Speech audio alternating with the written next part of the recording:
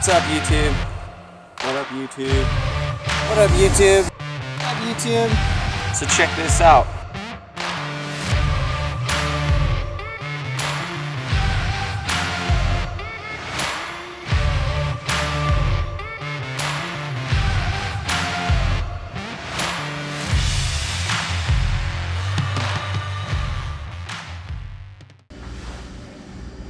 All right, so here we are. And today our guest is Joe Mallicoat from ArcheryWorlds. We're really excited to sit down and chat with this man and about his shop and just everything that they've got going on right now. What are your thoughts before we get into this, Dave? Any? No, I think you set it up nicely. Let's get started. I mean, it's like you said, it was Joe and you are the owner of this location, right? Yeah. So my wife Megan and I own ArcheryWorlds as a business, and we started out with one in Vancouver, Washington years ago from a retiring owner.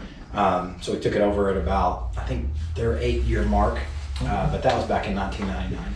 And now we just opened up the Lacey store March 1st.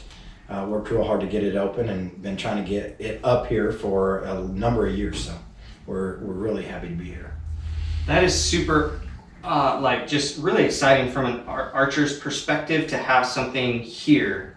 But you also are opening another pro shop soon. Yeah. In Battleground? Yeah, in Battleground. So that one's an annex store, which means it's not going to have a full-on range because it's only about 15 minutes north of our Vancouver location that does have a range. And it's a little bigger retail space because it's on a main street in Battleground, and since it's so close to Mount St. Helens, that one's ArcheryWorld and outdoors, so we're going to cater more to the things that archers get outdoors with anyway. Gaiters, trekking poles, MSR, all kinds of different things, jet boils, all the camp stoves, all that equipment, everything that we would take on our hunting trip, we've had to get anyway. So we want to make sure that anyone that's just going up to the mountains has an opportunity to get that from us before they go up. Well, so that brings up a good point. I don't know if I've ever been to an archery shop that offers what I'm about to ask. Because of what you just laid out there, are you guys also going to sell the necessary tags? We have been asked that several years ago, and we have the opportunity to sell tags the way that Washington State, we've had the shop since 1999, it was all papered. And since then it's evolved into electronic for the most part. And so we've not really entertained it in the last little bit. It's not something that we wouldn't again. There's a special computer and a special system that you have to set up. We've not been asked for it very often because there's so many locations that do sell them already. It's just one thing they get when they're going grocery shopping because you can get them at Fred Meyer's or anything like that. So it's not been something that we've considered since they've been so able to cater to that community. Right, yeah, it's definitely easier to get your tags these days than it used to be. Right. So you're holding it together really well for a grand opening. You look very calm and reserved. Are you I'm excited for you, I guess. Is this as big of an opening for you as your first location in Vancouver? Well, yeah, no, I was a lot more nervous then. So I was 27 years old. I was as dumb as a box of hammers. And so, and I don't know that I'm much smarter now. So it was a lot of trial by fire then. So we feel a lot more confident in the aspect of, we feel like we've got a good platform and we know what we're doing. We've got expert technicians everywhere that we have a location. We're really solid in that. So what makes me feel confident and calm is the people that we have at our store. So the managers and the employees there are all great. And it's a rarity in any kind of, I feel like it's a rarity in any kind of retail location that you have people that care about it as much as our guys do and gals do that work for us. So it doesn't matter what it is.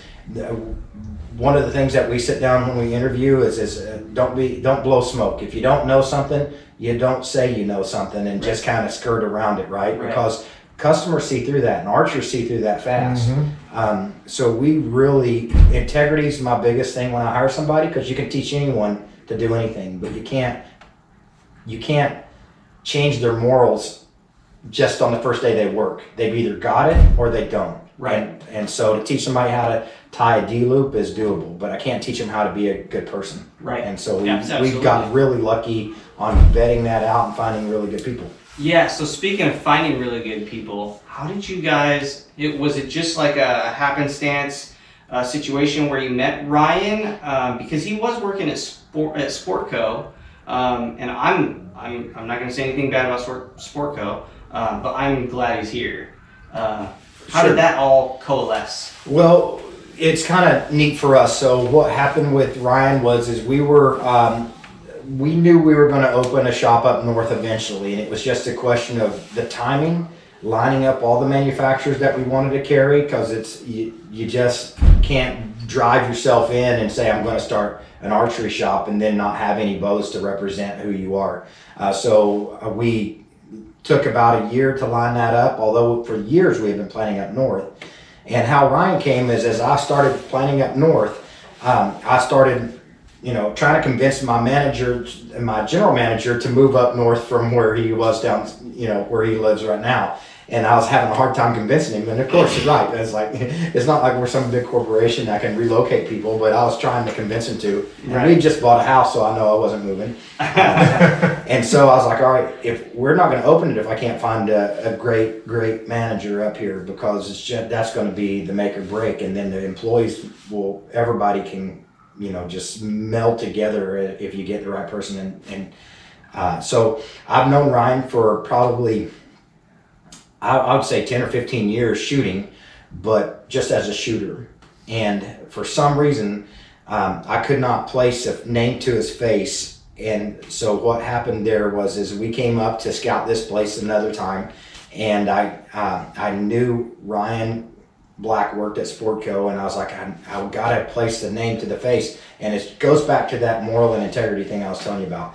I was like, I'll know as soon as I see the guy, if I've shot with him a bunch, if he's the guy or not, because he's the same guy on the course, on the mountain, on 3D courses, ranges, as he would be in the shop. Yeah. And so when I walked into Sportco, and my wife, and she's like, are you going to go in and talk to him? I was like, I'm going to go in and see if I recognize if the name and the face go together.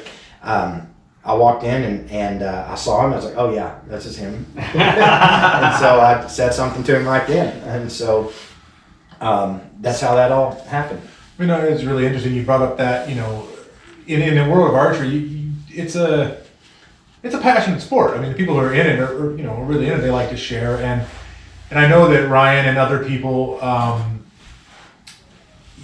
you can kind of tell their character, like you're saying, by their behavior on the range. I mean, are they helping? Are they, if a newbie comes up and talks to them, do they stop their round to help them out? Or do they kind of, oh yeah, we'll go to your pro shop, they kind of dismiss them? And I know, like I said, Ryan, I think some of your other staff, I've seen them on the courses, and they're very, they're just naturally helpful people outside of work. They want to share the passion of archery. They want to share the fun of it and make sure everyone else has a good time around them as well. Right. That's the kind of person you want running a store. Well, and I've shot for long enough. I've shot for competitive for well over 20 years, and I've been out on courses, and guys are throwing releases and having a bad shoot day, and you don't want your kids around them, right? You don't, just by their language and things like that. And that tells a lot of who somebody is. I'm not condemning anyone for being who they are. I'm just saying the people I want in the shop have his mentality. They're passionate about it, but when they have a bad day, it's just a bad day, and life goes on. They don't have to buy a new release because it chunked one so far they can't find it. They didn't hammer or Thor their bow across the parking lot, when they were going home. So they just realized that they could have probably done something better, something wasn't right, and everybody grows from it. Absolutely. Because I've been as mad, and I have been in the same situations, and it's a restraint. Showing that restraint when something's not going right is a big deal, because that's pressure, right? Mm-hmm. And who's going to run a shop that's not going to experience pressure at some point? And an irritated customer or just a mass volume of being busy, anything like that is going to create a pressure cooker, and then how a person performs is going to be the difference, I think. Absolutely. Definitely. I have a question. I have two questions. One, just out of simple curiosity, because when I prepare to do like an interview with anybody, whether it be like a potential employee or someone like yourself, I try to deep dive to find a question that's going to resonate with that individual. So I have a special question for you. All right. How cool was it to beat your run time by 8 minutes? You ran 13.1 miles, and you beat your goal time by 8 minutes. Oh, so you're talking about a half marathon. So this is, I think I was 41 or 42 years old, and I had this goal. I had the flu before the training for this half marathon that I wanted to do.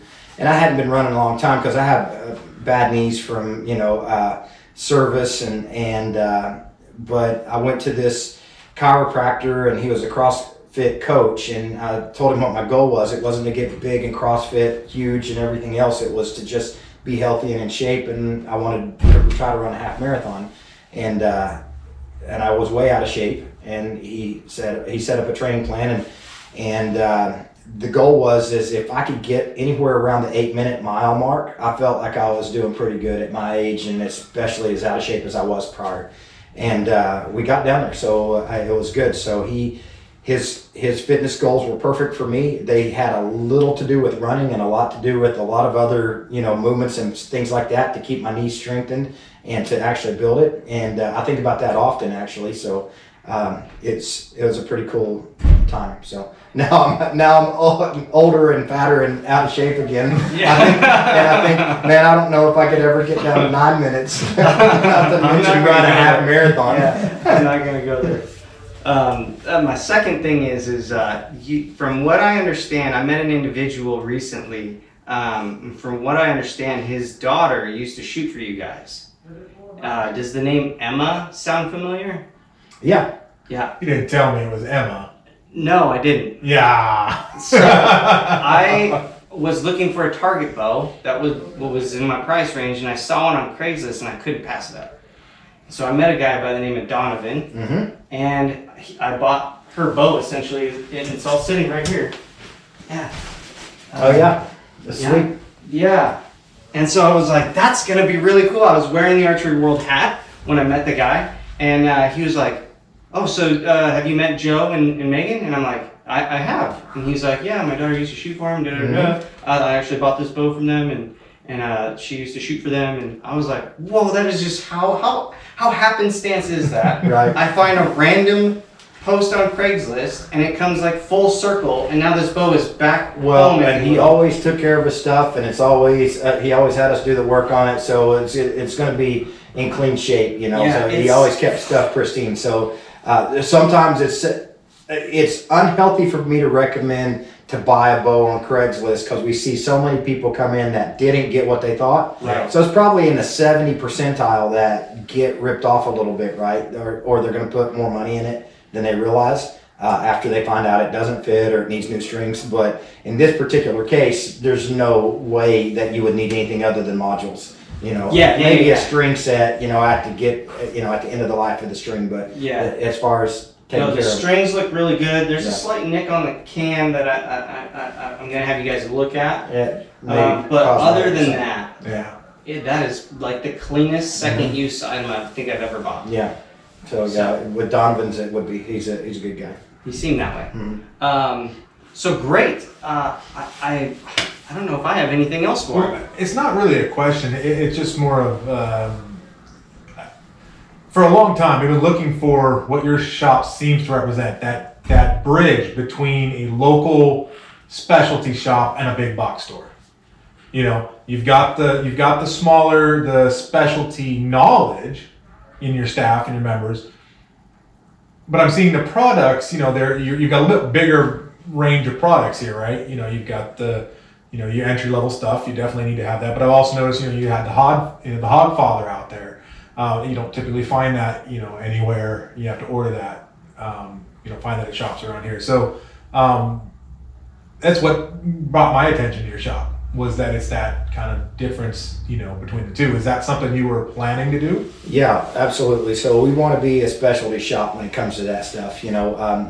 Other pro shops can order that same thing. It's just a choice they have to make, and it's a scary choice if you've never dove into high-end sights and high-end triggers and T handles and thumb buttons and things like that. To have a decent selection of it, you have to feel like you're going to be able to sell them right if you're going to put them on the wall for retail.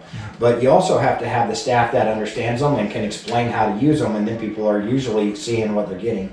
It's the difference between an entry-level motorcycle and a high-end motorcycle for somebody that really is an avid rider that wants to go to the next level. I'm not going to go buy a $40,000 motorcycle if I wanted to start learning to ride, knowing I'm probably going to lay it down once or twice, right? Or at least do something dumb, right? But as you get into it, for sure, I would want to go to the next level, and this is an avenue for us to be able to do that. And since we all use the same products that we sell, we're not force-fed anything. We choose what we're going to stock, we choose what we're going to sell, and we can vet that out a lot different than box stores. And it's not bashing box stores, but there's someone that buys that might not even be in that genre of the world for what the person walks in the box store for. They're just looking at the value of the product versus the retail sell. We obviously have to consider that because we have to pay our bills. Right. But we can sit down and say, hey, if we're going to carry 5 thumb button releases, if there's 40 out there, how are we going to carry 5, and which 5 do we carry and why? And so since we all have experience with all the different styles, it's easy to narrow those down pretty quick and say these are really popular because, and then A, B, and C, and a lot of times it's the same things we're using anyway. Yeah. Same thing for stabilizers and high-end sights and things like that. It's things you field tested, you found over years of shooting were quality equipment. Again, another bonus for a shop like this that's run by archers. Yeah. Not to mention the fact that you got an enormous range out there that is just really awesome to have. And then 24-hour access for members is, it speaks for itself. Yeah, we really like that. So there's some huge benefits for everyone in that aspect for archery. It's big for us because obviously it keeps the range being used at all kinds of times of hours. It helps with security for us because it's just so random on when someone's going to show up and shoot. It really helps keep the vagrancy down, and the people that may be planning something. It's a lot harder to do. The range entry system is so much different than it used to be. It used to be when we first did 24 hours, it was pin pad only. But everyone knows the problem with that. They share it with 16 of their buddies, and now what you're trying to do, it can't even pay for itself. But this system is encrypted into your phone, and it becomes your key. So if you don't have the phone on you, you're not getting in the door, and so it can tell you're there. You touch the edge of the door, it unlocks, and then you can come in and enter and shoot whenever you want. And people have different schedules, so it works great. Yeah. I'll say that's, and for you guys, that has to be a great security bonus because you know who entered and when. And for us, I think that's great because it keeps, when you control your entry like that, it keeps the range looking better and, more maintained. I found that other places that, the system wasn't, we all remember the old drop pay, right? You put $5 or $10 in a drop, and those ranges typically, as soon as the hours closed, they were packed. Right. And the bucket was empty. And the range, you could see it, Yeah. Well, there was just, without that accountability, at least with this accountability, a person feels like it's a little bit of their home, right? That's what we want to feel like. It's your range too, because your fee that you pay to be a year member is, you want it kept up too. So you're not going to leave it trashed for the next guy either. And maybe there's a little bit of I know they know I was here, so I can't leave it trashed anyway because I spilled my soda, so I should probably clean my soda up. Yeah, exactly. And there's a little bit of housekeeping that comes along with that, and I think that's just good. We always keep other in check. Yeah. Well, hey, I would just like to say thank you for your time. I know you're really busy today, so I don't want to take up too much more of it. just thank you in general. I know I'm excited. I know Dave's excited, Oh. and other archers in the area are just excited for this place to be here. And I want to see this place grow and become just the focal point for archery in the Pacific Northwest, at least for Washington. Well, we appreciate it and appreciate your all's time. All right, thank you. Very good. That's it. 2, 1, that's out.